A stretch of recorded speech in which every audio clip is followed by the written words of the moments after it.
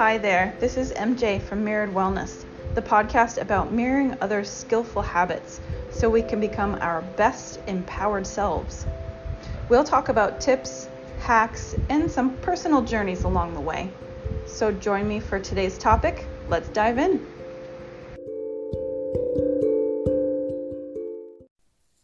Hello, my fine friends. This is MJ from Mirrored Wellness Podcast.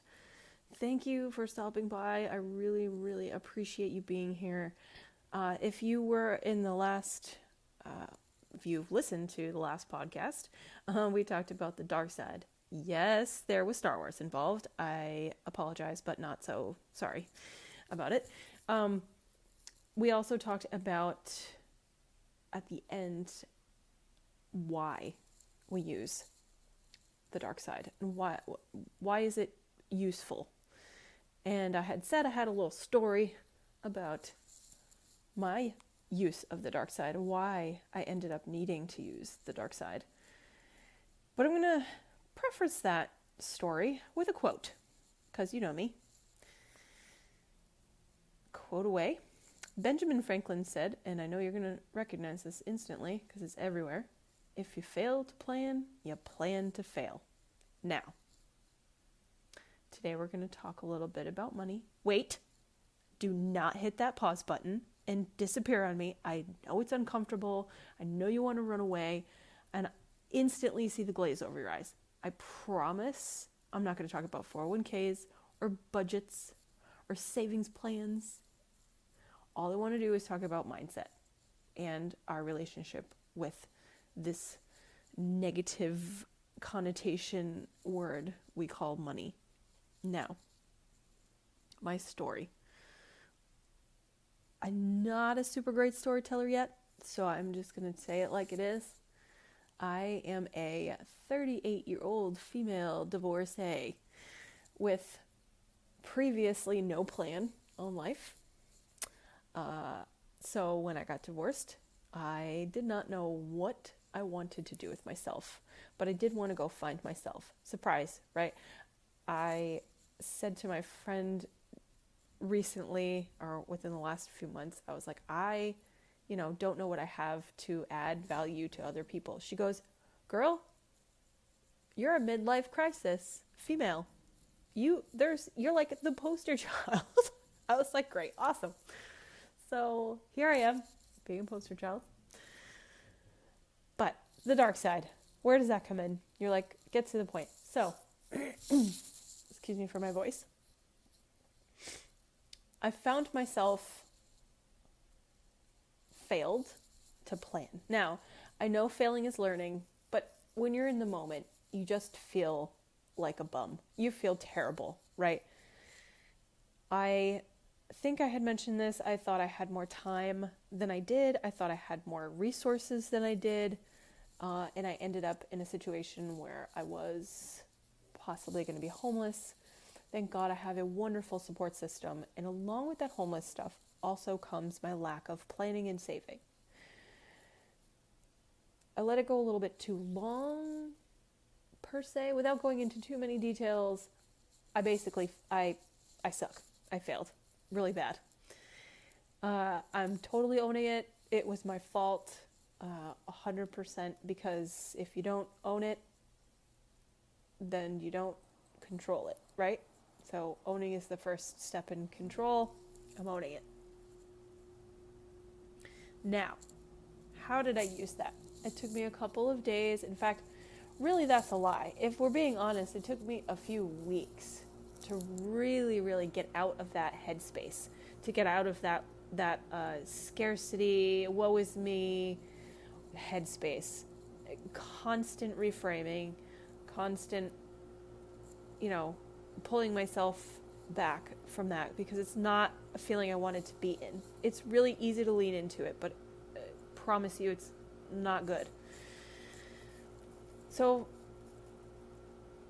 that leads me to say, I wondered why. Why do I have this relationship with money that most people, or not most, but there's a decent portion of people, that saying that's like, money is the root of all evil. Well, I mostly disagree with that, to be honest. It's not the money itself, it's what it's attached to. And it's how we get it, right? So, why do many of us struggle? In our society, money shows that we are in control of our lives.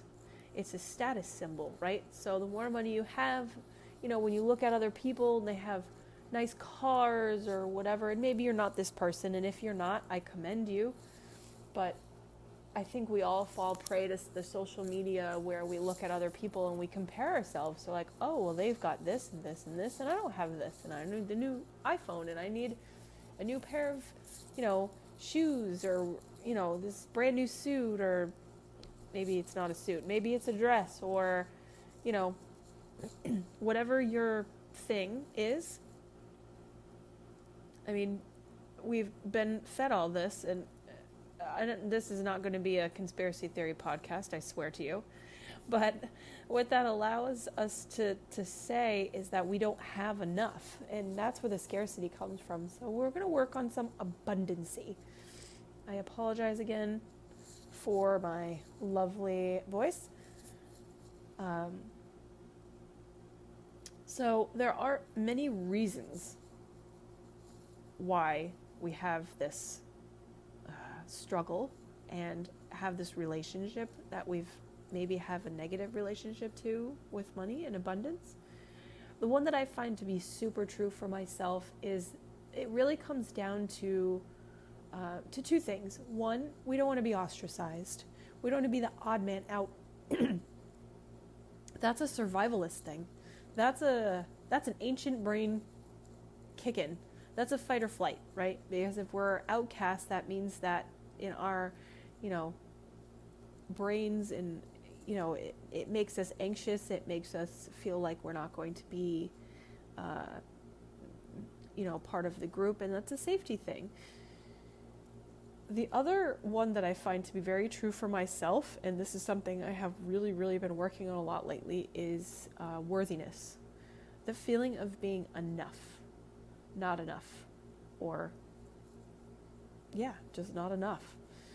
The worthiness of receiving abundance, receiving things, money. It could be in the form of something else. Like your friend goes out, gets coffee, and gets you one. And she's like, no, don't pay me back.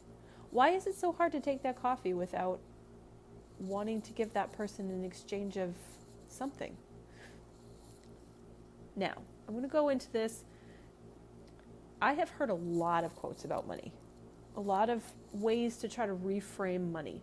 And I'm going to tell you the top 3 that has helped me, but there's one in particular that has really, really stuck out to me, and I'm going to share it with you today. The first one is that money is a tool, right? So we get this quote that's money is just a tool to acquire whatever you need, and it's fine, but it can be bullshit. The other one is money is an energy exchange. Now, this one can speak to some of you. We talk about energy, but what I find a little bit unhelpful about this particular quote is that it can have both positive and negative connotations to it, because there's all sorts of forms of energy. So you have to reframe that to be more positive. So the real quote that I have found, not so much quote, but the saying that's helped, is that money is just a way to receive appreciation and extend gratitude. That is what you're looking for. You're looking for a way to reframe that energy. Again, so we're going to go back to that coffee reference because, well, coffee. That's all I have to say. So when your friend buys you a coffee and you have a hard time receiving that, just remember they're buying you coffee because they're grateful for you. Whether it was because you helped them move or just your presence helps them be a better person, or they just enjoy being with you, that's an exchange of gratitude. They're grateful for you. They appreciate you. These are all things that that's helped me reframe how I have a relationship with money. I recently, and this is reference number 1, for those of you who keep track of my 3 references in a podcast. So we're going to go over number 1 today, and then we're going to pick up next time. But I recently listened to a podcast, Impact Theory, with Ken Honda. He's written several books. One of the things he said is that he used this, his mentor had him use this mind frame thing, where basically you thank your money, you appreciate it, right? So everybody gets paid eventually. You know, you go to your job and every Friday or every other Friday, sorry for the people who have every 2 weeks, that sucks. He would receive his paycheck and he would actually take a moment and say, thank you. It's just a gratitude practice, basically.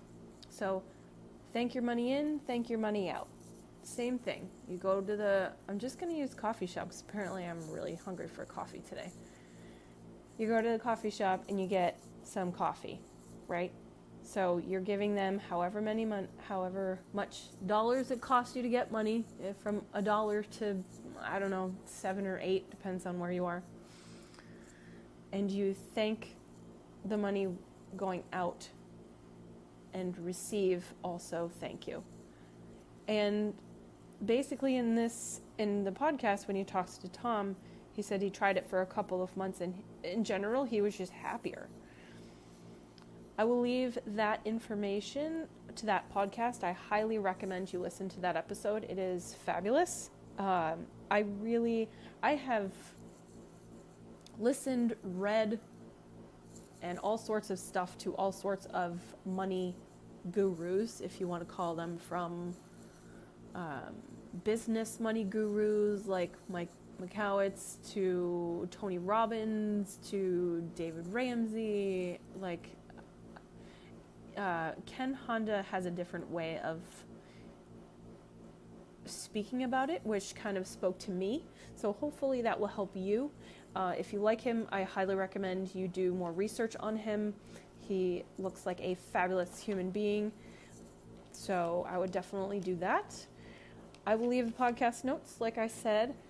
Next week, we're going to talk about another couple of tips and references.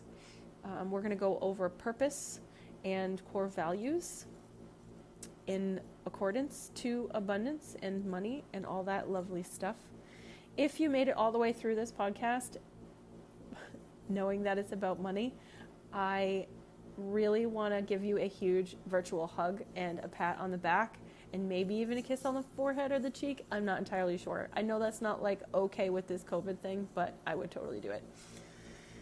Thank you for listening. Thank you for being here. If you have any questions, feedback, good or bad, positive or negative, leave it in the comments. Leave me a review if you such choose to do that. Thank you. We'll talk next week. Continue to be a beautiful human being. And hey, don't forget to breathe, love.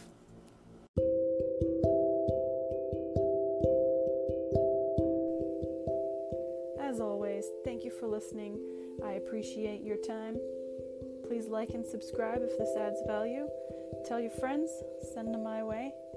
And my hope is that you can be the best you. Take a deep breath, because we got this.